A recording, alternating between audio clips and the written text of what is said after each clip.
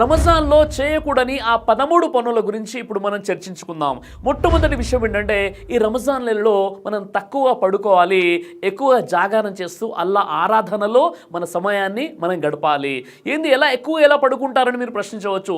చాలామంది చేసే పొరపాటు ఏంటంటే వారు సెహరీ చేసుకున్న తర్వాత ఫజర్ నమాజ్ చదువుకొని పడుకున్నారంటే జోహర్ నమాజ్ కంటే ముందు నిద్ర మేలుకుంటారు. ఆ తర్వాత జోహర్ నమాజ్ చదువుకొని కాసేపు తిలావత్ ఖురాన్ చేసి మళ్ళీ పడుకున్నారంటే అస్సర్ కంటే ముందు నిద్ర మేల్కుంటారు. కొంతమంది మహానుభావులు అయితే ఇఫ్తార్ కంటే ముందు వారి ఇంట్లో ఇఫ్తార్ సమయం అవుతుందని నిద్ర మేల్కొల్పడం జరుగుతుంది.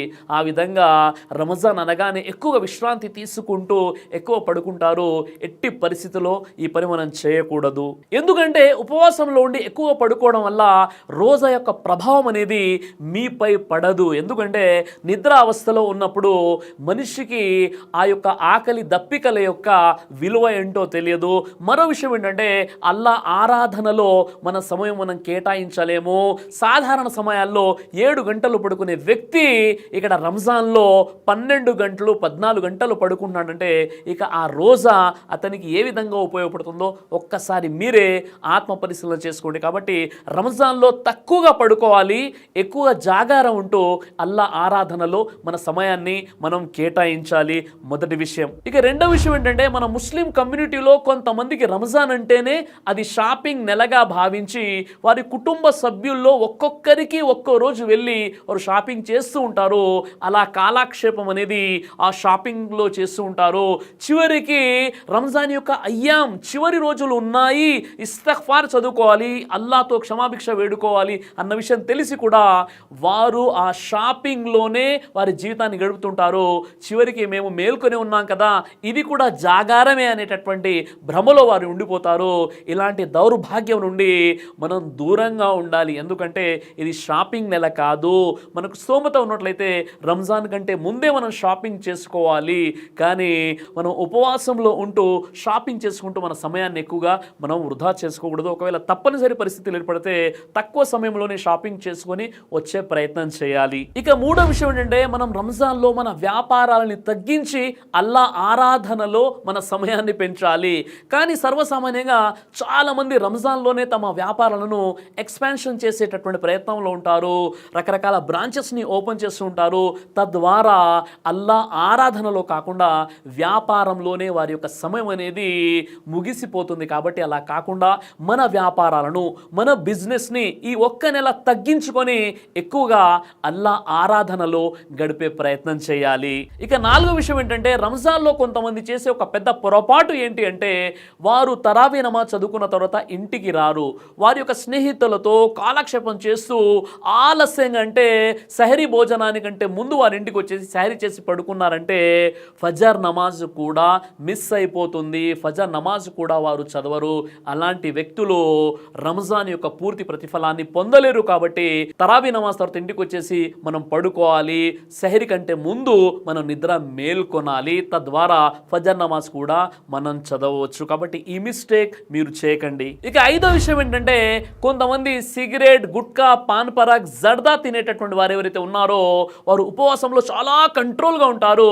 ఇఫ్తార్ అయిన వెంటనే మజీద్ బయటకు వచ్చేసి ఉఫ్ ఉఫ్ అని ఆ సిగరెట్ తీసుకొని ఊగుతుంటారు. మరి కొంతమంది గుట్కా, పాన్ పరాగ్ని నవ్వులుతుంటారు, ఇంకొంతమంది జర్దాని నవ్వులుతూ ఉంటారు.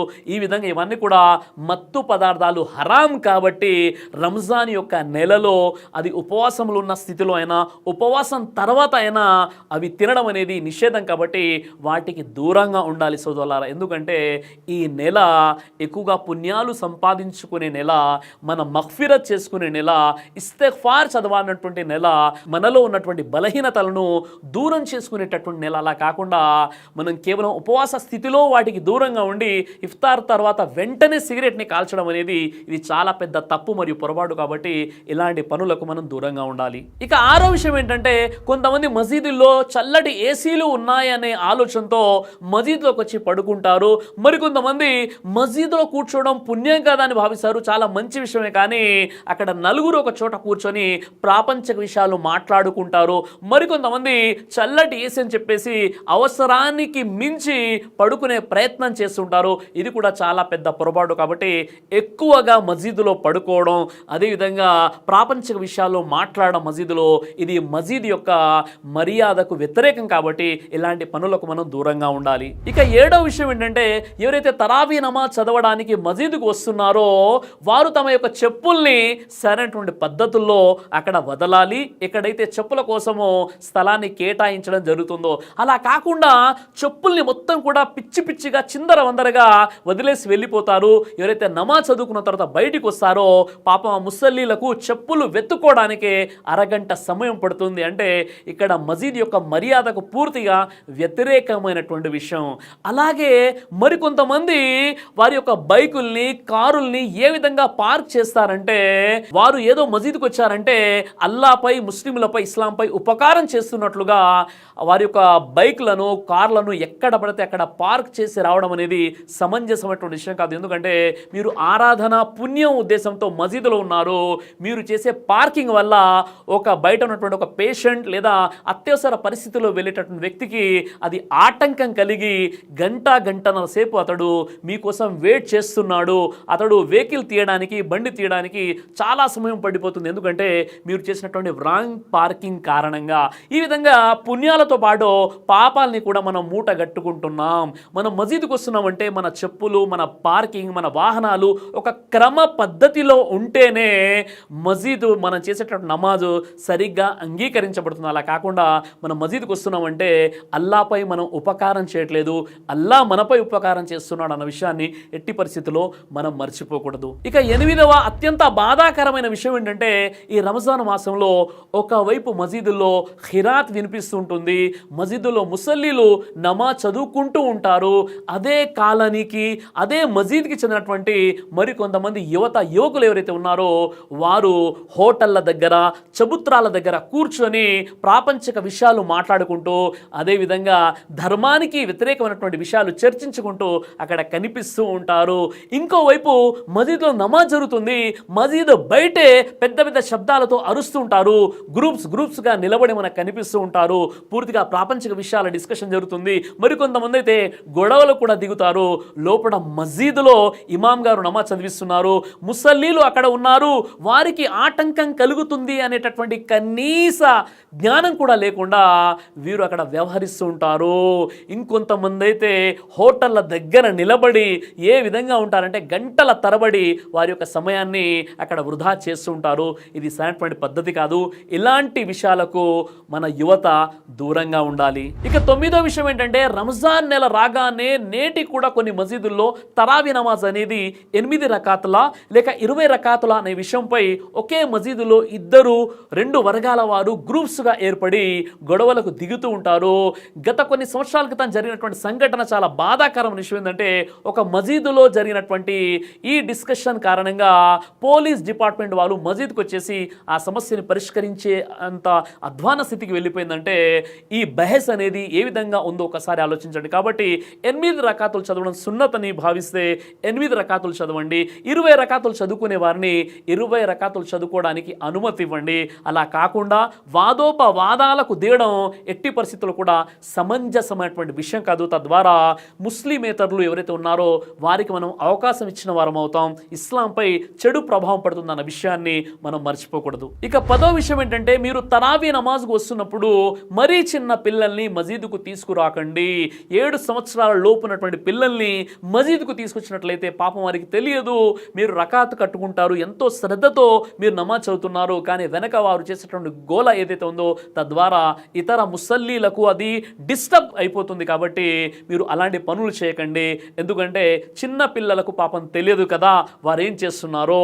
తద్వారా ఇతర ముసల్లీలు ఎవరైతే ఉన్నారో వారి యొక్క నమాజ్ అనేది పూర్తిగా వారి యొక్క కాన్సన్ట్రేషన్ ఏకాగ్రత అనేది చెడిపోతుంది. కాబట్టి మరీ చిన్న పిల్లల్ని మసీదుకు తీసుకురాకుండా జాగ్రత్తలు వహించండి. ఇక 11వ విషయం ఏంటంటే, ఈ పవిత్ర రంజాన్లోని ఉపవాస స్థితిలో చాడీలకు గీబత్కి దూరంగా ఉండండి. ఇతరుల కాలు పట్టి లాగే ప్రయత్నం చేయకండి, ఇతరుల్ని ఎగతాళి చేయకండి, ఇతరులకు వ్యతిరేకంగా పోస్టులు పెట్టకండి. అదేవిధంగా ఇతరుల రహస్యాలను ఏ విధంగానైనా తెలుసుకోవాలి అనేటటువంటి నీచపు బుద్ధికి దూరంగా ఉండండి. ఎందుకంటే మనం పవిత్ర రంజాన్లో ఉపవాసాలు పాటిస్తున్నాం, ఇతరుల గురించి చాడీలు చెప్పినట్లయితే మన రోజా అనేది భంగం అవుతుంది అన్న విషయాన్ని ఎట్టి పరిస్థితుల్లో మర్చిపోకండి. ఈరోజైతే చాలామంది మస్జిద్లో కూర్చొని కూడా గీబత్ చేస్తున్నారు. అది కూడా ఉపవాస స్థితిలో ఒక తోటి ముస్లిం సోదరునికి వ్యతిరేకంగా మీరు మాట్లాడుతున్నారు, గీబత్ చేస్తున్నారంటే ఈ రంజాన్లో చేసుకున్న పుణ్యాలు కూడా ఆ చాడీలు ఎవరిపైనైతే నిందలు మోపుతున్నారో వారికి మీ పుణ్యాలు మీరు ఇచ్చివేస్తున్నారు అన్న విషయాన్ని ఎట్టి పరిస్థితుల్లో మర్చిపోకండి. అలాగే ఇప్పుడు ఆంధ్రప్రదేశ్లో రంజాన్ తర్వాత వెంటనే ఎలక్షన్స్ ఉన్నాయి కాబట్టి ఎవరైతే వాట్సాప్ గ్రూప్స్లో ఎక్కువ ఈ రాజకీయ పోస్టులు పెట్టకండి. ఒకవేళ పెట్టినా ఇతర పార్టీలు ఉన్నటువంటి ముస్లింలను కించపరుస్తూ మాట్లాడకండి. మీరైతే మీ పార్టీల గురించి గొడవలు పెట్టుకుంటున్నారు, ఆ పార్టీ నాయకులు అయితే మిమ్మల్ని పట్టించుకోవట్లేదు. చివరికి పవిత్ర రంజాన్లో ఉంటూ ఉపవాసంలో ఉంటూ మీరు ఇతరులకు వ్యతిరేకంగా పెట్టినటువంటి పోస్టుల కారణంగా మీ పుణ్యాలన్నీ కూడా వృధా అయిపోతున్నాయన్న విషయాన్ని ఎట్టి పరిస్థితుల్లో మీరు మర్చిపోకండి. ఇక 12వ పాయింట్, స్త్రీలకు సంబంధించినటువంటి ముఖ్యమైనటువంటి విషయం ఏంటంటే ఇంట్లో ఉన్నటువంటి సోదరిమణులకు చాలా బాధ్యతలు ఉంటాయి. ఇఫ్తార్ ఏర్పాట్లు చేయాలి, సహరీ ఏర్పాట్లు చేయాలి. పాపం ఈ సహరీ ఇఫ్తార్లోనే వారి సమయం మొత్తం కూడా వృధా అయిపోతుంది. కానీ ఇఫ్తార్ సమయంలో దువా చేసుకునేటటువంటి సమయం కూడా ఆ సోదరిమణులకు దొరకదు. అలా కాకుండా వారు కూడా స్వర్గానికి వెళ్ళాలి, వారితో కూడా అల్లా ప్రసన్నుడు అవ్వాలి. కాబట్టి వారు కూడా ఇబాదత్ చేసుకోవడానికి ఇఫ్తార్ కంటే ముందు దువా చేసుకోవడానికి వారికి సమయం ఇవ్వండి. అలా కాకుండా ఒక ఇంట్లో ఉన్నటువంటి సోదరిమణి యొక్క ఆలోచన ఎలా ఉంటుందంటే, మా పెద్దబ్బాయికి హలీం అంటే ఇష్టం అండి, మా చిన్నబ్బాయికి బజ్జీలు అంటే ఇష్టం అండి, మా అమ్మాయికేమో పలావ్ అంటే ఇష్టం అండి, మా భర్తకేమో గంజి అంటే ఇష్టం అని ఇలా రకరకాల వంటకాలు చేస్తూ పాపం మా సోదరిమణి కిచెన్లోనే ఉంటుంది. చివరికి వాళ్ళ ఇంట్లో నుండి ఒక అబ్బాయి ఒక అరుపు వినిపిస్తుంది, అమ్మగారు ఇఫ్తార్ సమయం అయిపోయిందని చెప్పగానే వెంటనే వచ్చేసి కిచెన్ నుండి ఆమె ఒక ఖర్జూరాన్ని నోట్లో పెట్టుకొని ఇఫ్తార్ విరమణ అనేది చేయడం జరుగుతుంది. ఈ విధంగా సోదరిమణులు ఇఫ్తార్ కంటే ముందు వరకు కూడా వారు కిచెన్లో ఉంటారు, వంటగదిలో ఉంటారు. ఈ విధంగా 30 రోజులు సోదరిమణులు కిచెన్కి అంకితం అయిపోతారు. ఇఫ్తార్ సమయంలో దువా చేయడానికి కూడా వారికి సమయం ఉండదు. అలా కాకుండా రకరకాల రుచికరమైన వంటకాలు చేయాల్సినటువంటి అవసరం లేదు. మహాప్రవక్త ముహమ్మద్ సల్లల్లాహు అలైహి వసల్లం వారు ఒక ఖర్జూరము లేదా మంచి నీళ్ళతో ఆయన ఉపవాస విరమణ చేసేవారు. ఈరోజు మనం రకరకాల డిషెస్ చేసేసుకుంటాం, కానీ అల్లా మనతో ప్రసన్నుడు అవ్వట్లేదు. మనం అల్లా యొక్క ప్రసన్నత పొందలేకపోతున్నాం. ఎందుకంటే తిండిపై ఉన్నటువంటి ధ్యాస ఇబాదత్పై, ఆరాధనపై, ఇస్తిగ్ఫార్పై లేకపోవడం కడు శోచనీయమైనటువంటి విషయం. కాబట్టి ఇలాంటి విషయాలకు మనం దూరంగా ఉండాలి. అలాగే రంజాన్లో మనం బరువు పెరుగుతున్నామా, బరువు తగ్గుతున్నామా అనేది మనం స్వీయ ప్రక్షాళన చేసుకోవాలి. ఎందుకంటే చాలామంది రంజాన్లోనే వెయిట్ గెయిన్ అవుతున్నారు. ఎందుకంటే రకరకాల వంటకాలు తింటున్నారు, తద్వారా వారి యొక్క ఆరోగ్య సమస్యలు కూడా ఏర్పడుతున్నాయి. కాబట్టి సోదరులారా, సోదరిమణులారా, రంజాన్ అంటే రకరకాల వంటకాలు తిని బరువు పెంచుకోవాల్సినటువంటి నెల కాదు. రంజాన్ అంటే పూర్తిగా డైటింగ్ చేయాల్సినటువంటి నెల. మన యొక్క ఆరోగ్యానికి చాలా అద్భుతమైనటువంటి ఔషధం ఈ రోజా. దానిని ఒక క్రమ పద్ధతిలో ప్రవక్త వారి సున్నత వెలుగులో ఇఫ్తార్ విరమణ చేసినట్లయితే అల్హమ్దుల్లా అద్భుతమైనటువంటి సైంటిఫిక్ బెనిఫిట్స్ కూడా ఉన్నాయి. అలా కాకుండా మనకు కావలసినంత తినేసి నేనేమో సహరీ చేసే ముందు సాయంకాలం వరకు ఉపవాసం ఉండాలనే ఆలోచనతో బాగా తినేస్తున్నాను. ఉపవాస విరమణ సమయంలో నా సైకాలజీ ఎలా ఉందంటే, నేను ఉదయం నుండి కూడా పస్తులు ఉన్నాను కదా అని ఎక్కువ తినేస్తున్నాను. ఈ విధంగా తిండి నెలగా మనం ఏర్పాటు చేసుకున్నాం. భోజనాల రుచికరమైనటువంటి వంటకాల నెలగా రంజాన్ మనం భావిస్తున్నట్లయితే రంజాన్ యొక్క పూర్తి ప్రతిఫలాన్ని మనం పొందలేము. ఇక చివరిగా 13వ పాయింట్ ఏంటంటే, ఎవరైతే సోషల్ మీడియాకి ఎడిక్ట్ అయిపోయి అస్తమానం ఫోన్ పట్టుకొని వీడియోలు చూస్తూ తమ సమయాన్ని కాలక్షేపం చేస్తున్నారో, ఫోన్కి పూర్తిగా ఎడిక్ట్ అయిపోయినటువంటి వారికి నేను చేసుకునే ఒక మనవి ఏంటంటే, ఈ నెల రంజాన్లో మీరు పూర్తిగా సోషల్ మీడియాకి దూరంగా ఉండండి. ఎందుకంటే అందులో ఎంతగా మీరు లీనమైపోయారంటే మీ సమయం కొన్ని గంటల తరబడి కాలక్షేపంలోనే మీరు గడిపేస్తున్నారు. కాబట్టి అలాంటి ఎడిక్షన్ ఉన్నటువంటి వారు దయచేసి సోషల్ మీడియాకి ఈ నెల అంతా దూరంగా ఉన్నట్లయితే రంజాన్ యొక్క పూర్తి ప్రతిఫలాన్ని మీరు పొందగలరు. లేదంటే ఆ ఫోన్లో మీరు ఎంతగా మీ సమయాన్ని కేటాయించేస్తున్నారంటే చివరికి అల్లా ఆరాధన కోసం కూడా మీ వద్ద సమయం ఉండనటువంటి పరిస్థితి ఏర్పడుతుంది. అదేవిధంగా ఈ రంజాన్ సమాప్తమైపోతుంది. మన మఫ్ఫిరత్ జరగనట్లయితే మనకంటే దౌర్భాగ్యులు ఎవరో ఒక్కసారి మీరు ఆత్మపరిశీలన చేసుకోండి.